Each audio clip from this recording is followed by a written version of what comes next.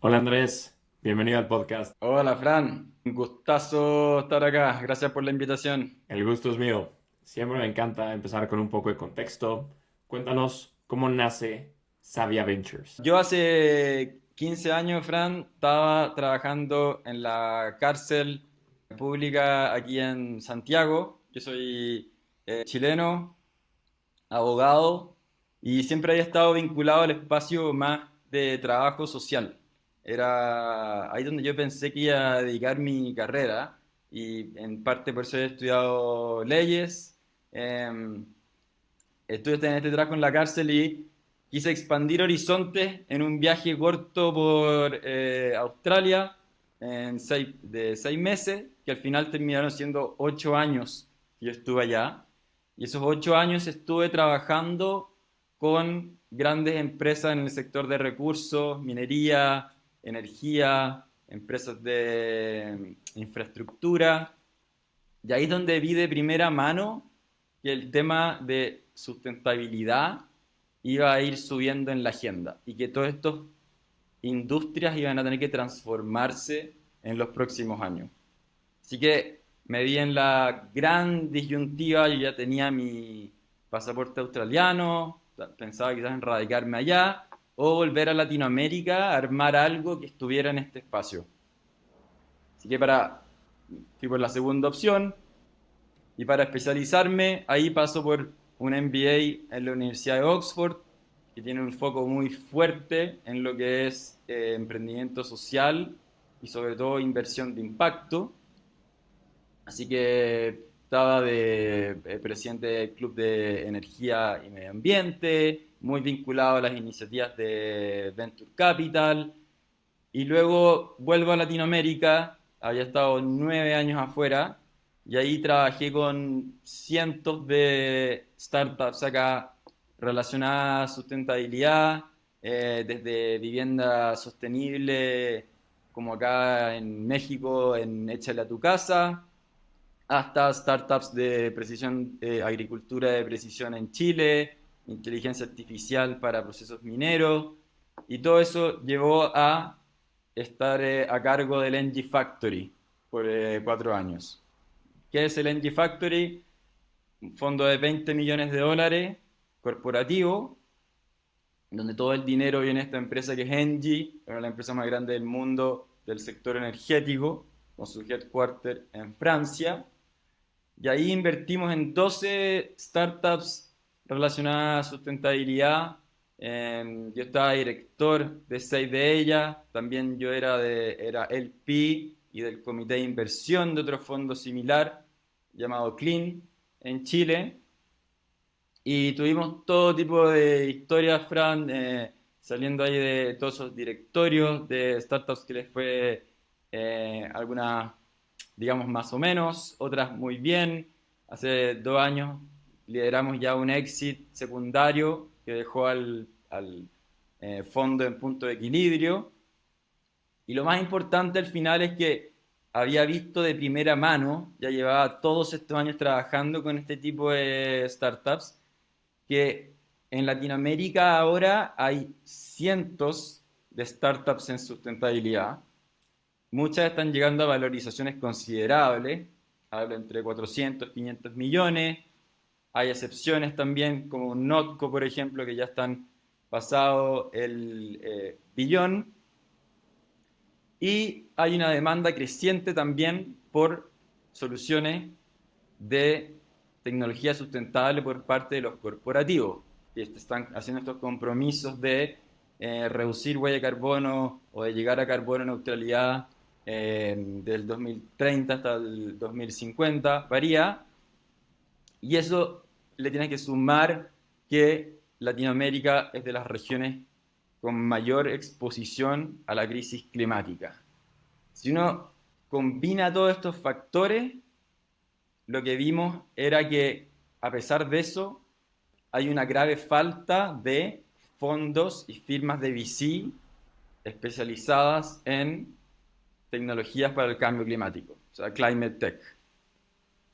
Entonces, en ese espacio, sobre todo en lo que es etapa semilla. Entonces, ¿Por qué eso es tan importante y por qué es urgente? Porque faltan fondos que puedan facilitarle a los startups en etapa semilla capital, que los conecte con canales de comercialización, que los conecte con expertos en biotech, energía, venta B2B, financiamiento de hardware, y también que los conecte con una buena red de fondos de Climate VC para que puedan seguir creciendo en rondas posteriores. Que eso era lo que nosotros queríamos juntar en la propuesta de valor.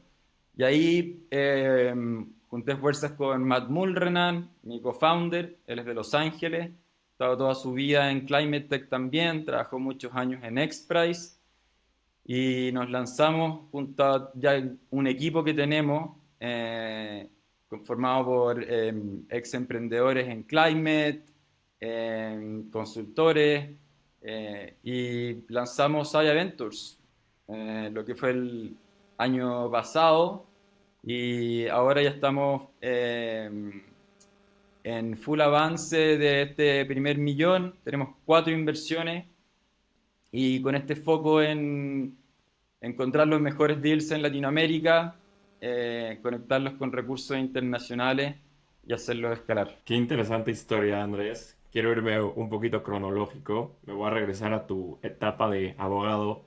O sea, de este background, de esta formación como abogado, ¿qué te ha ayudado a ser un mejor inversionista? Buena pregunta. Y es cómico que sí, yo he visto a otros de tus entrevistados que también son abogados y pasaron después del MBA. Es de mucha ayuda porque al final VC tiene una parte contractual de negociación súper fuerte. Esto va desde entender bien cómo negociar desde un SAFE hasta, me ha tocado estar en negociaciones complejas de coinversión en una serie A, donde tenemos que negociar un acuerdo de inversionista o cuando llegas a temas, cuando las cosas no están saliendo muy bien y tienes temas de disputas en pacto de accionistas, todos esos temas son contractuales y ahí el background legal sí te da un apoyo muy fuerte. ¿Cómo ves esta parte de la negociación por parte de los VCs con los founders? O sea, me pongo a pensar, no sé, un founder está levantando una ronda y él pone la evaluación de X, pero tú como VC quieres negociar esa evaluación. O sea, ¿cómo haces ese approach y cuál ha sido tu experiencia en este tipo de negociaciones? Es un tanto caso a caso. Nosotros ahora negociamos, o sea, entramos en etapa semilla y muchos de los leads de los deals en que hemos entrado vamos como follower. Entonces, mucha negociación de valorización no incurrimos porque ya hay un número en la mesa, digamos. Sí hemos dejado pasar deals por valorizaciones que ya están más altas de lo que vemos en el mercado y que donde no podemos justificar un múltiplo de salida que permita los retornos que estamos esperando para el fondo. O sea, ¿Qué ha sido cons- más un tema de dejar pasar que de estar ahí, digamos, regateando un poco la valorización con los founders. ¿Qué consideras una evaluación alta para que Sabia no entre? O sea, entiendo que es case by case, pero ¿qué dirías? Y ya se sale un poquito de mi scope. Nosotros tenemos dentro de la tesis un rango de valorización.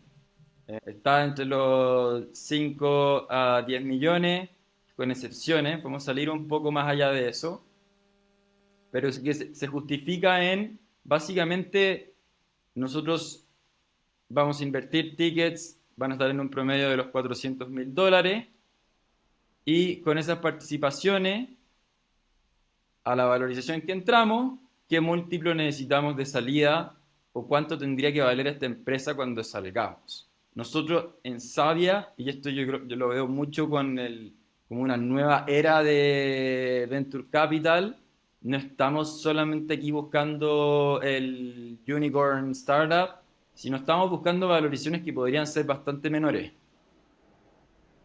Y para conseguir esos múltiplos, necesitamos que la valoración de entrada esté bajo un rango. Totalmente de acuerdo.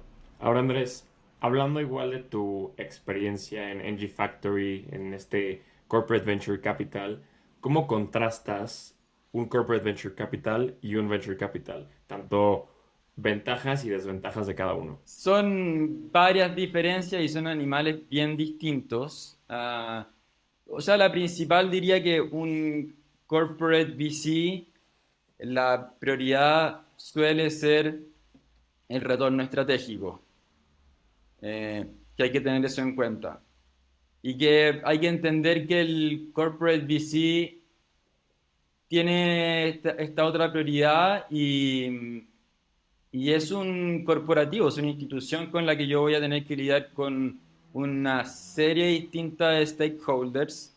Hay corporate VCs que son más ágiles y tienen el departamento un poco más separado de lo que es el mothership, el corporate, pero a pesar de eso yo sí voy a tener que interactuar con los equipos de operación, quizás hasta que me toque hablar con el equipo de finanzas, o sea, es una relación mucho más compleja que simplemente hablar con un VC que pueden ser dos, tres socios, y donde está ese enfoque, la parte de stakeholder management por parte del emprendedor es más compleja con un corporate VC. Diciendo eso, sí hay grandes ventajas de tener al corporate VC arriba. O sea, un corporate VC sí debería ser capaz de abrir canales de comercialización, podría ser potencial cliente, tiene todo un expertise agregado, um, más una serie de ventajas también de branding y posicionamiento que le pueden dar a la startup. Entonces, hay un counterbalance en estar con corporate VCs. Nosotros, por ejemplo, tenemos de coinversionista, no sé, nuestra primera inversión, Strong by Form, hicieron un compuesto de la madera que puede reemplazar el concreto, y el inversionista ancla de esta ronda semilla que están cerrando ahora es una SNPC, una de las mayores forestales de Latinoamérica. Entonces, ellos han sido un valor estratégico clave en todo lo que es el desarrollo de productos, el testing, darles la oportunidad de empezar a generar pilotos en Europa de la tecnología.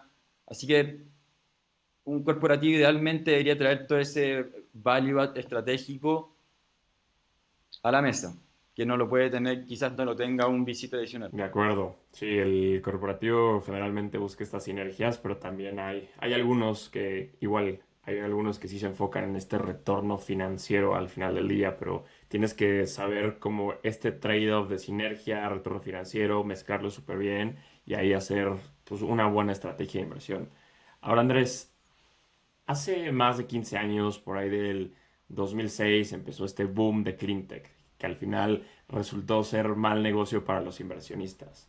Hoy, con todo lo que estamos viendo de climate tech, ¿qué te hace pensar que es diferente? Hay varios factores. Uno, sí, se habla de la burbuja que no funcionó y hay mucha inversión que perdió dinero en ese primer climate tech boom. Hay varios factores. Uno, el precio, aceleración y adopción de tecnología de climate tech es mucho más favorable ahora.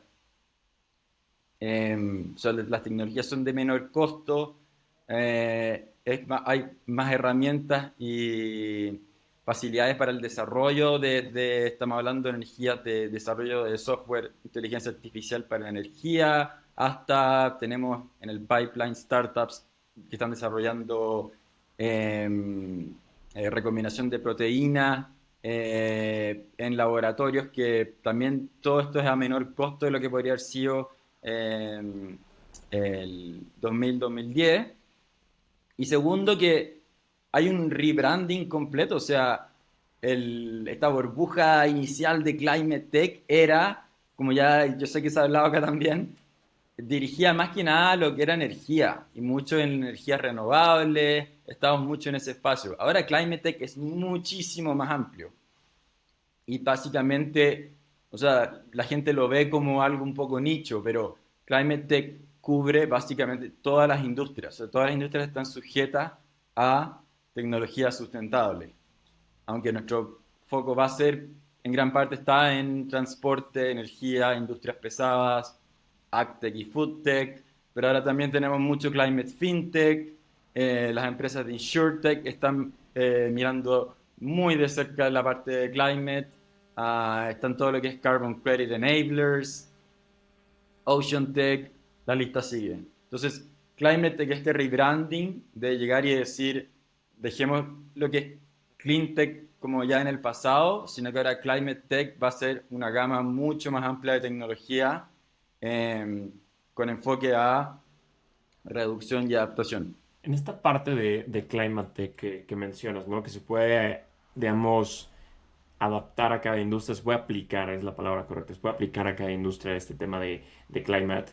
O sea, ¿cómo ves tú la parte de cuando haces inversiones que llegan a ser un poquito empresas que se tardan más en el research and development o que se tardan más en sacar X o Y productos? No sé, ahorita mencionabas el caso de una proteína, pues toda esta investigación se va a tardar un poquito más que en una startup que hace X o Y software y empieza a venderlo y empieza a iterar. O sea, los procesos de inversión cambian al ser Climatech.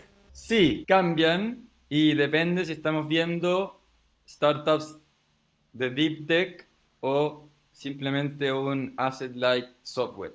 En el caso Savia, nosotros tenemos un portafolio balanceado.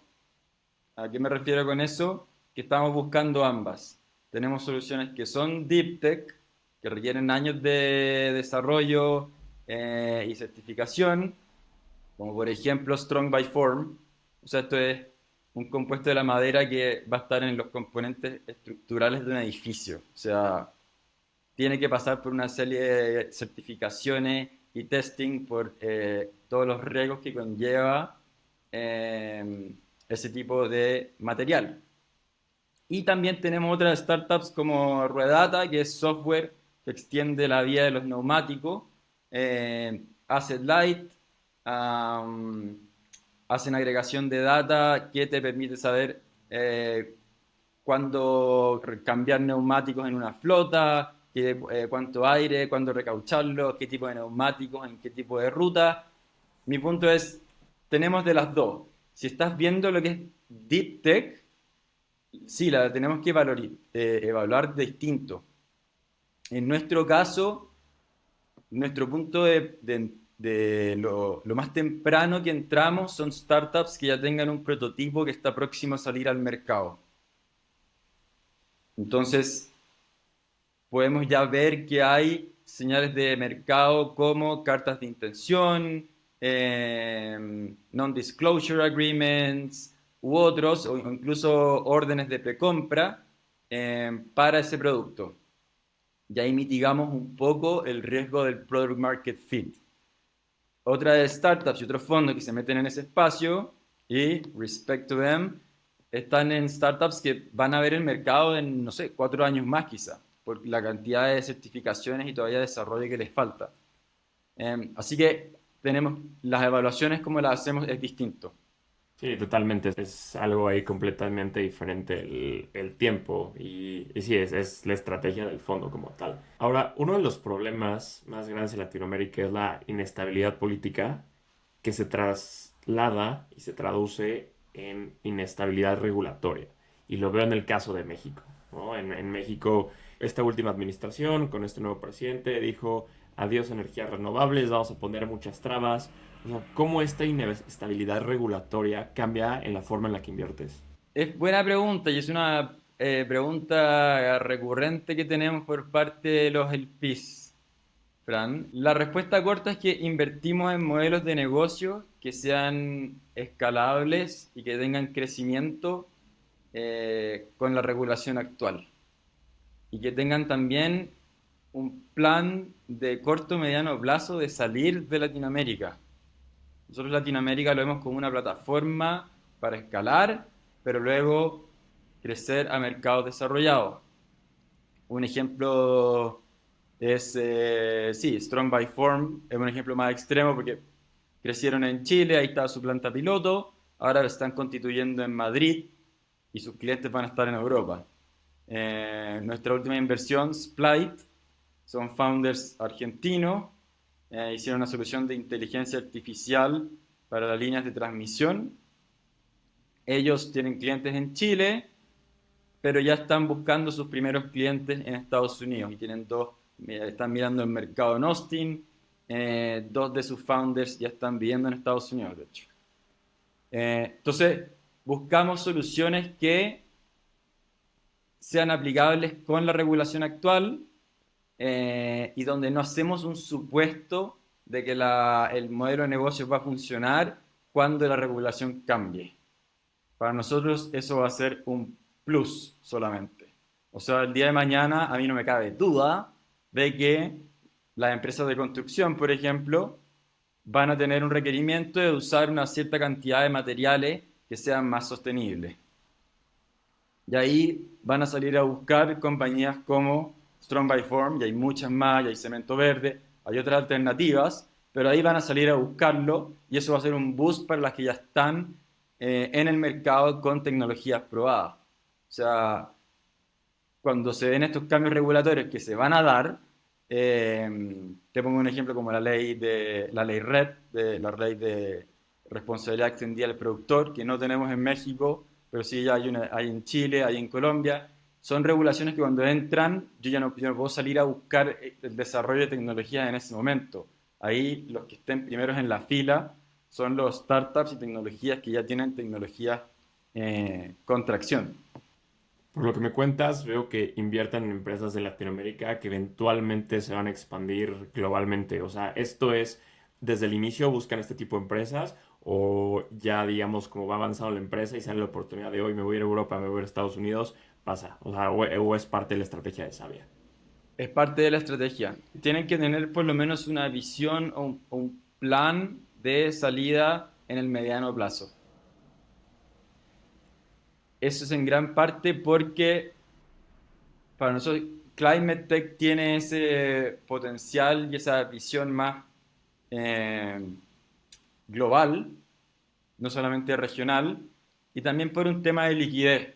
Esto yo lo vi mucho en mis roles pasados. O sea, si estás buscando liquidez como fondo, es otro mundo entrar a vender en mercados desarrollados. Hay una expresión que usan que es Not all revenues are born equal. No es lo mismo estar vendiendo 4 millones en Latinoamérica que vender 4 millones en Estados Unidos. Completamente distinto, que es la misma cantidad. ¿Y ahí qué piensas de las salidas en Latinoamérica? ¿Qué le hace falta a la TAM para tener más liquidez? Es buena pregunta. En el fondo se necesitan más casos de éxito, más involucramiento por parte de en lo que es adquirientes, sobre todo, sí, grandes empresas que vean el potencial de startups en Latinoamérica y muchas de ellas todavía creen que, sobre todo en este espacio, por ejemplo, de Climate Tech, el potencial sigue estando en mercados desarrollados solamente. Con Sabia, y yo sé que hay otros VCs que también pensamos parecido, queremos hacer un debunking de esa creencia y demostrar de que Latinoamérica sí también va a ser un semillero de tecnologías de punta en el espacio de Climate y cuando ese tipo de percepciones ya sean más acogidas por el mercado, yo creo que va a haber más apertura a adquisiciones en Latinoamérica. ¿De quién crees que sean este tipo de adquisiciones? ¿De players internacionales, de corporativos latinoamericanos que hagan IPOs? IPOs va a ser más difícil. Puede que veamos en el futuro más casos de IPOs, pero en el mediano plazo va a ser en el espacio de M&A. Y yo creo que vamos a seguir la misma tendencia que se ve en Estados Unidos. La mayor cantidad de M&As que se han hecho ahí acorde a Climate Tech VC vienen del espacio de energía y transporte. Son la mayoría adquirientes de startups ahora. Cuéntame un poco cómo fue el proceso de levantar este fondo de Sabia, qué retos, obstáculos se te presentaron en todo este proceso de levantar el fondo. Hay varias dificultades ahí y que son las que ya has visto con otros entrevistados. La primera, obviamente, es tienes ahí la sombra arriba tuyo de First Time Manager. O sea, yo manejaba un fondo antes, Matt, mi co-founder, ha trabajado con cientos de startups también, pero somos una firma nueva, que es Sabia. Entonces, First Time Manager sí trae una dificultad, y ya todos la conocemos, y el desafío está en armar ese mindset, y esto ha sido mi experiencia personal, de que uno, de que hay capital disponible. O sea, hay mucho inversionista allá afuera que va a conocer tu causa y el propósito que estás buscando y estar dispuesto a invertir. Eh, y segundo, ir, digamos, perfeccionando ese proceso de fundraising,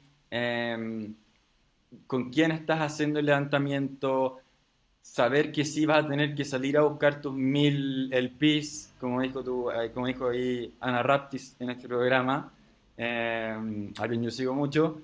Y sí, tener ese mindset y esa paciencia de que el primer fondo puede que demore un poco más de lo que uno cree, pero para los que son persistentes, llegan y levantan su primer fondo y siguen con sus fondos subsecuentes. ¿Cómo es la distribución de tus LPs en cuanto a tipo de LPs, de Family Office, High Net Worth Individual, institucionales, y en cuanto a geográficamente dónde están ubicados? En la primera, nosotros fuimos muy a propósito solamente individuos. Y esos son nuestros LPs. Individuos, y yo creo que vamos a llegar casi al final del fondo con individuos solamente. Y al final llegarán unos pocos family office y funds of funds. Esa es nuestra tesis para los 10 millones. Esto porque con individuos era mucho más rápida la toma de decisión, se les da la oportunidad de colocar tickets más pequeños también, que no podrían hacer en un megafondo si llegan e invierten en te pongo un lower carbon, los mayores fondos climate tech del mundo. No van a poder hacerlo con un ticket más pequeño. Y también porque vienen o sea, de todos los inversionistas que tenemos, todos están vinculados y son líderes en temas de sustentabilidad. Entonces vienen con ese valor agregado. Así que eso lo hemos hecho muy intencional. Y ahí hemos recibido mucho training de VC Lab, que es una aceleradora de fondos. Vamos a hablar un poco más de eso. Y segundo, la distribución. Ahora estamos 50% diría Chile y el resto, y 50% Estados Unidos, México y otros. Tenemos de inversionistas en Europa, Argentina, Singapur. ¿Qué porcentaje de estos LPs los conocías ya antes de levantar el fondo? Buena pregunta.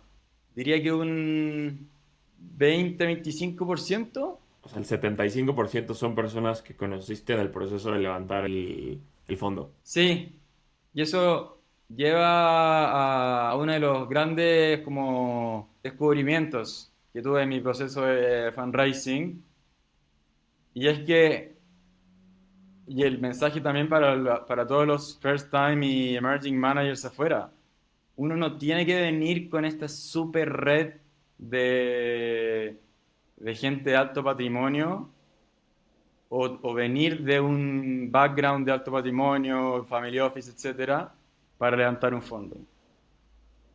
Uno puede ir creciendo la red y armando esas relaciones durante el fundraising, que lo hemos hecho. Muchos de los nuevos inversionistas, la gran mayoría, sí, no los conocía de antes de que existiera Savia. Han entrado ahora y ven lo que estamos haciendo, hacen sus reference checks, creen en el propósito de Savia, y así hemos ido creciendo. Y sí, ya tenemos estas 4 inversiones, esperamos por lo menos tener 2 más este año. ¿Cómo ibas manteniendo estas relaciones, creándolas y cómo mantienes las relaciones también con tus LPs? Tenemos eso bastante estructurado. Yo creo ahí, Frank, que hay un low hanging fruit, o sea, una oportunidad de muy fácil acceso ahora en que el tema investor relations ha estado un poco dejado de lado. Así lo he visto yo en mi experiencia también como él pide otros fondos. Entonces, tenemos una serie de instancias estructuradas que van desde de manera frecuente hacemos Climate Tech Trend Sessions solamente con los LPs, que les mostramos el deal flow, cuáles son los highlights, qué startups hemos dejado pasar y por qué, porque muchos LPs quieren aprender más de Venture Capital. Y también les damos la instancia ideal de que ellos hagan colaboraciones entre el PIS. Tenemos instancias como esa, tenemos instancias en persona, digamos desde cenas que hacemos en Santiago o en Ciudad de México, tenemos un retiro presencial en Patagonia, ahora en noviembre, con todos los del PIS, así que generamos mucha instancia y ponemos mucho trabajo en eso, en lo que es Investor Relations, y que se cree esta, más que una firma de VC, que sea una comunidad que quiera cambiar la manera de cómo está haciendo Climate Tech en Latinoamérica. No, me encanta la forma en la que te diferencias y crear la comunidad con tus inversionistas, que al final como VC, si no tienes inversionistas, no hay fondo, por más que haya startups y así, pues tú necesitas el capital para invertirlo. Sí, Llegamos a la parte final de la entrevista, Andrés. Te voy a hacer unas últimas preguntas donde te pido que la respuesta sea lo más breve posible. ¿Preparado? ya dale. ¿Cuáles son las tendencias que más te emocionan como inversionista?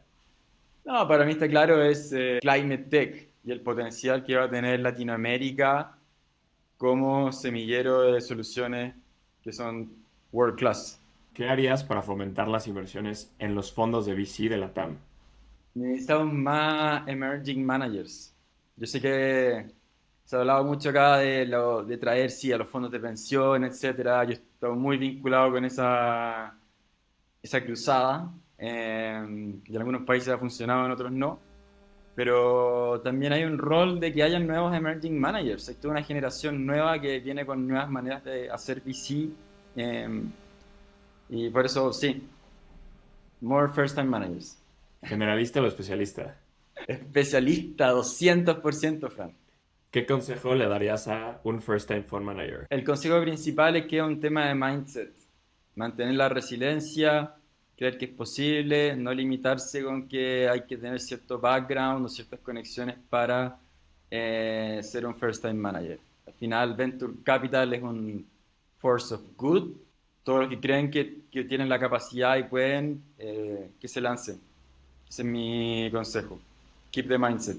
Por último, ¿cómo ves a Savia dentro de 5 años? Fácil, ya vamos a estar haciendo los primeros retornos del fondo uno.